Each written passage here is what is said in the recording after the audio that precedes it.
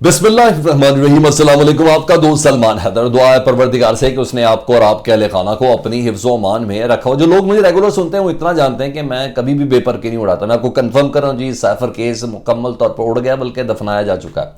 और ये कोई और नहीं, पाकिस्तान के मौजूदा हाजिर चीफ जस्टिस ऑफ पाकिस्तान काजी फायज ईसा साहब के मुताबिक साइफर केस में मौजूद गवाहान की किसी किस्म की कोई भी रिकग्निशन और जस्टिफिकेशन नहीं है उनके 164 के बयान की। जी हाँ, इसकी डिटेल्स मैंने भी आपको आगे चल के बतानी है। मजीद लंदन से खबरें आई हैं, कौन सा पैगाम, कौन सी कन्फर्मेशन लेके इसहाक डार साहब आए हैं। वो जो इतने दिनों से पाकिस्तान मुस्लिम लीग में उनकी क़यादत मौजूद थी, उसने किया क्या है जिसके बाद अब आवाम के बीच में उन्होंने दाखिल हुए। कुछ नई चीज़ें मेरे पास आई हैं। न्यूट्रल सिस्टम बड़ा रौला है ना जी, जो पाकिस्तान निगरान हुकूमत भी बड़ी न्यूट्रल है, और जिस तरीके से एक्सपोज हो रहा है उसकी भी कोई एग्जांपल मैंने आपके सामने पेश करनी है। इमरान खान साहब का वज़ीर आला साहब जी, उसको अंदर दहशतगर्दी का मुकदमा, सर उसकी भी कुछ डिटेल्स हैं जी। और एक के बाद एक चीज़ें आपके सामने रखता हूँ मैं, किसी सिस्टम में जाए बगैर। तो सबसे पहले मैं ज़रा लंदन की खबर आपको दे दूँ जी। कंफर्म हुआ जी, अब मुझे लंदन से ही कंफर्म हुआ जी, और नून लीग ने हतमी मंजूरी दे दी है जी कि फ़ौज के ख़िलाफ़ नहीं बोलना। बयानिया मुकम्मल तब्दील कर दिया नून लीग ने, तमाम अफराद को बता दिया गया है। उसके बाद ये मैसेज देकर कंफर्मेशन का इसहाक डार साहब को भेजा गया है। आपको पता ना, इसहाक डार बहुत करीब है, वही इसहाक डार साहब जिनके जो पाकिस्तान में इश्तियारी थे और फिर जैसे ही आए अगले दिन वज़ीर ख़जाना बन गए। तो ये सारी अंडरस्टैंडिंग्स बड़ी मज़ेदार किस्म की है ना। तो इसहाक डार साहब के साथ उनको ये भेजा गया है जी, और कहा गया कि एस्टेब्लिशमेंट से टकराव की पॉलिसी से गुरेज करना है। ये बिल्कुल नवाज शरीफ साहब को मनाया गया इस बात पे कि गुरेज करना है, और पाकिस्तान के बड़े मसाइल यानी मुआशी मसाइल हैं उनके हल निकालने का फ़ैसला किया गया है। जी हाँ, अब पाकिस्तान के बड़े मसाइल में एहतसाब नहीं है, और जो इनका बयानिया वो नहीं है। अब जिस तरह पार्टी हमारी मर्ज़ी की है तो बयानिया भी हमारी मर्ज़ी का है, ये वाली पोजीशन है जी।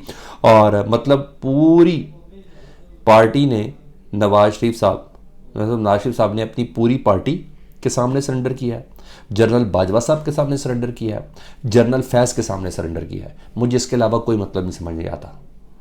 ठीक है जी, ये हुआ जी। और डार साहब को सब कुछ ओके करके भेजा गया है। मैं ये कहूँगा अब तेरा क्या बनेगा बयानिया, बस इससे ज़्यादा कुछ भी नहीं। दूसरी चीज़ सुन लें, साइफर केस की मैंने आपको खबर दी, लेकिन उससे पहले ही मैं वैसे हो तो मैं एक दो खबरें दे दूँगा न्यूट्रल सिस्टम वगैरह की, तो मैं सारी चीज़ें आपके सामने हो जाएँ। तो न्यूट्रल सिस्टम एक्सपोज हो रहा है जी, और कहा जाता है ना न्यूट्रल हुकूमत है, न्यूट्रल लोग हैं। परवेज़ खटक साहब को जो एक पार्टी बना के दी है, ये मेरा लफ्ज़ गौर से सुनिएगा, पार्टी जो बना कर दी गई है ना, तो जहाँ जाते हैं उनके साथ वैसे ही सरकारी प्रोटोकॉल होता है, इसमें कोई शक नहीं है। ठीक है, मेरे पास 100% कन्फर्म है। पूरी सिक्योरिटी पूरी रियासती मशीनरी उनके पास हाथ होती है, और ऐसी होती है, ऐसे ही मूव करते जैसे सुबह ही उनका अपना है, और पूरा रियासती प्रोटोकॉल भी है। यह तो तब समझ में आ रहा था। तो परवेज़ खट्टर साहब के बेटे साहब मीटिंग्स में ना, अब उन्होंने पूरी ऑडियो है, वीडियो है उनके साथ, वो कह रहे हैं कि हमारी मर्ज़ी से सारा काम चल रहा है जी, और वो बाकायदा तौर पे वोट लेने के लिए सिस्टम से मुतल्लिक अपनी चीज़ें बताने के लिए कह रहे हैं कि सिस्टम कितना उनके साथ है। वो कहते हैं सेक्रेटरीज़, डीसीज़, टीएमओज़ ये सारे हमारी मर्ज़ी के लगे हुए हैं। ये परवेज़ खट्टर के साहबजादे कह रहे हैं। मैंने कहा सारे हमारी मर्ज़ी के लगे हैं, इंटरम सेटअप भी हमारी मर्ज़ी से लगा है, और अब हम कंस्ट्रक्शंस के और दीगर जो प्रोजेक्ट्स हैं वो नौशहरा के अंदर शुरू करने लगे हैं, और ऐसा है वो शुरू कर भी रहे हैं। ये भी मैं आपको बता दूँ। हालांकि निगरान सेटअप में इलेक्शन कमीशन की तरफ से इन तमाम चीज़ों की ममानत होती है।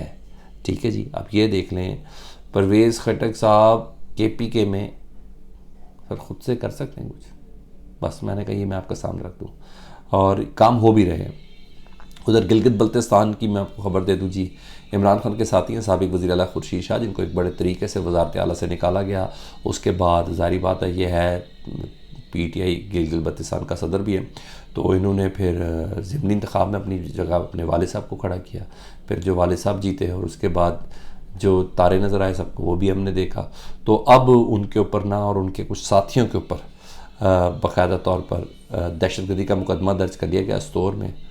और अब देखें, या तो उनको अंदर पाबंद सलासल रखा जाएगा, या कोई प्रेस कॉन्फ्रेंस तक की कोई इजाज़त होगी, कुछ ऐसा होगा। तो बहरहाल मैं जनाब खुर्शीद शाह साहब को जानता हूँ कि मैंने इनकी इलेक्शन कैंपेन जब इंतखाबात थे, मैं उस वक्त गिलगित बल्तिस्तान में भी था। मुझे बंदा तगड़ा लगता है, वो इतने आराम से प्रेस कॉन्फ्रेंस तक नहीं मानेगा। लेट्स सी, देखिए आजकल तो किसी का कोई एतबार है भी नहीं। तो बहरहाल ये इतना मेरे पास ये चीज़ें, तो मैंने कहा मैं आपको ज़रूर बता दूं। तो न्यूट्रल सिस्टम जिस तरह एक्सपोज हो रहा है वो अभी पता चल रहा है किस किस तरह सारे गुनाह पीटीआई के ही है, बाकी सब मासूम चल रहे हैं।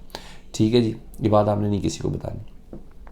अब आ जाऊँ मैं ज़रा सैफर केस। सैफर केस में बुनियादी वजह जो इमरान खान साहब के ख़िलाफ़ बनाई गई थी ना, जो FIR जिस बयान के बाद दर्ज की गई थी, वो था 164 का बयान। वो इमरान खान साहब के साबिक प्रिंसिपल सेक्रेटरी आज़म खान साहब जो कई हफ्तों तक गायब रहे और अचानक से जो हाजिर हुए थे। तो मज़े की बात यह है कि चीफ जस्टिस, मौजूदा चीफ जस्टिस काजी फाइज़ ईसा साहब ने 164 के बयान पर कानूनी हैसियत पर अपनी फाइंडिंग दे रखी है। ये 164 का बयान जो वादा माफ गवाह, जो सबसे एक ही गवाह है ना इस पे, जी हाँ, वो आज़म खान साहब है, उस पर फाइंडिंग अपनी दे रखी है और वो बड़ी ही इंटरेस्टिंग है जी। हुदैबिया पेपर में मशहूर ज़माना आपको याद होगा, जिसमें इसहाक डार साहब का 164 का बयान था मनी लॉन्ड्रिंग के हवाले से। जी हाँ, जो इमरान खान साहब बहुत कहते थे कि इसहाक डार ने तो 164 का बयान भी दिया भाई। जी हाँ, उसी हुदैबिया पेपर मिल्स के केस में इसहाक डार साहब के केस में ये फाइंडिंग दी गई थी काजी फाइज़ ईसा साहब की तरफ से कि 164 के बयान को किसी मुल्जिम के खिलाफ इस्तेमाल करना हो। ये काजी फाइज़ ईसा साहब अपने फैसले में लिख रहे हैं कि 164 के बयान को किसी मुल्जिम के खिलाफ इस्तेमाल करना हो तो लाजिम है कि बयान उस मुल्जिम की मौजूदगी में रिकॉर्ड हो, यानी इमरान खान साहब की और शाह महमूद कुरैशी की मौजूदगी में रिकॉर्ड हो। ठीक है जी। इसे एतराफ़ी बयान देने पर जरा का मौका भी देना चाहिए, यानी मुल्जिम जो है जब ये एतराफ़ी बयान 164 का दे रहा हो तो मुल्जिम के पास ये हक़ होना चाहिए, मुल्जिम के वकील का, कि वो इस एतराफ़ी बयान जो 164 का जो बयान है, एतराफ़ी बयान होता है, वो उसके ऊपर जरा की जा सके। इसहाक डार का बयान शरीफ ख़ानदान की मौजूदगी में रिकॉर्ड नहीं हुआ और ना ही शरीफ फैमिली को इसहाक डार पर जरा का मौका मिला, इसलिए कानून इस बयान को शरीफ ख़ानदान के ख़िलाफ़ इस्तेमाल की इजाज़त नहीं देता। ये मौजूदा चीफ जस्टिस काजी फाइज़ ईसा साहब हुदैबिया पेपर मिल्स केस पे ये दे चुके हैं। तो जो 164 का बयान इसहाक डार साहब का जो स्टेटस था वो आज की तारीख में आज़म खान साहब का स्टेटस है। और मज़े की बात यह है कि आज़म खान साहब के बयान का तो मीडिया को भी नहीं पता। आज़म खान ने बयान कब रिकॉर्ड कराया ये भी किसी को नहीं पता। आज़म खान साहब ने बयान रिकॉर्ड कराया ये तो इमरान खान को भी नहीं पता। तो फिर आप देख लें, साइफर उड़ गया ना। जी हाँ, इसीलिए अब वो मामला 9 मई के केसेस के ऊपर है। इनको सबको पता है कि हमने केसेस भोंडे इस तरीके से बना रहे हैं। अब आ जाएगा वो 9 मई वाले मामला, उसमें जो चीज़ें आएंगी वो भी हम आपके सामने रख देंगे। अपना बहुत ज़्यादा ख्याल रखें। अल्लाहुम्मा सल्ली अला मुहम्मदिन व आले मुहम्मद।